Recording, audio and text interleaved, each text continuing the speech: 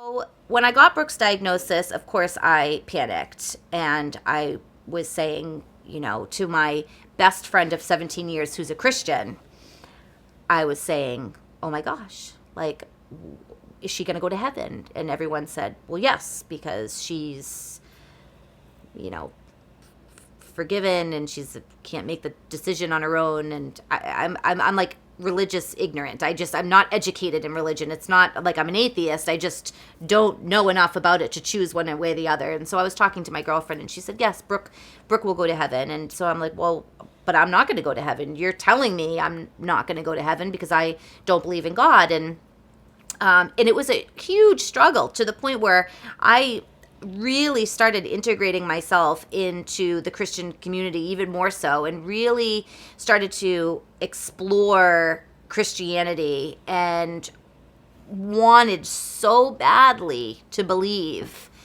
and I just couldn't. And then after some time went by, I looked back and I said, that's just not who I am.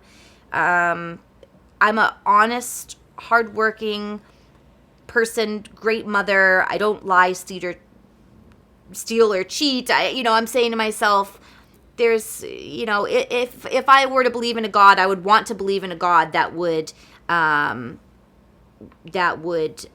appreciate that, and let me be with Brooke again, someday. So I veered off the course of trying to, get myself to believe because, I hadn't my whole life and I wasn't going to force it on myself. So we're non-religious, but, I also have a son who I need him to have faith and hope, not so much maybe at that level, but specifically with his sister.